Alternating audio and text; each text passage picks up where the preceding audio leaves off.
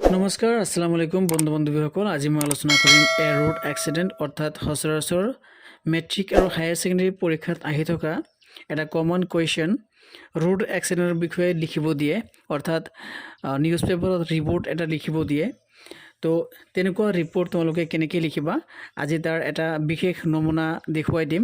আৰু তোমালোকে পৰীক্ষাত আহি থকা হিনখিনি ব্যৱহাৰ কৰি নিজেই সেই ৰোড এক্সিডেণ্টৰ কথাখিনি নিজে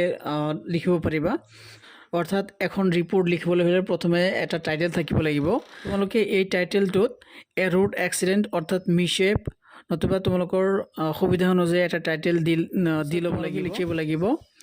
যেনিবা মই ইয়াত লিখিছোঁ এ ৰোড এক্সিডেণ্ট তাৰপিছত লিখিছোঁ যেনিবা ইয়াত ঠাইটো মই উল্লেখ কৰি দিছোঁ পৰীক্ষাত তোমালোকৰ ঠাইটো বেলেগ আহিব তেনেকৈ ঠাইটো ইয়াত বহাই দিবা মই ইয়াত পানীৰী নামৰ ঠাইখনৰ কথা উল্লেখ কৰিছোঁ যেনিবা পানীৰী 2 March a serious road accident occurred yesterday at 7:15 p.m. near Paneri 20 kilometers from Udalguri.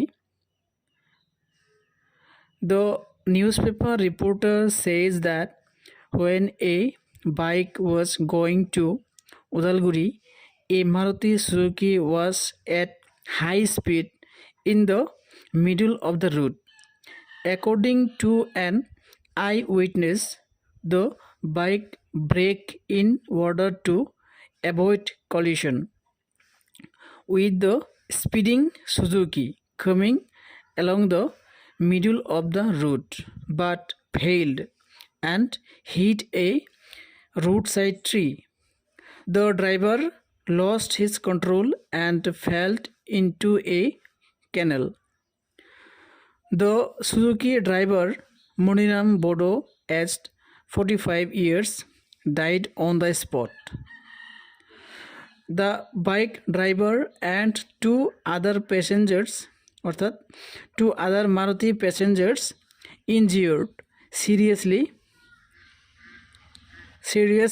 and were taken to nearby hospital. অৰ্থাৎ তোমালোকে ঠাই আৰু সময়খিনি মাত্ৰ পৰিৱৰ্তন কৰি সেম তোমালোকে লিখিলে পৰীক্ষাত সম্পূৰ্ণ নাম্বাৰটো পাই যাবা গতিকে ধুনীয়াকৈ এইখিনি লিখি লৈ 2-3 বাৰ 4 বাৰ পঢ়িলে এক প্ৰকাৰৰ মুখস্থ হৈ যাব আৰু পৰীক্ষাত তোমালোকে ধুনীয়াকৈ লিখিব পাৰিবা তো আজিলৈ ইমানেই ধন্যবাদ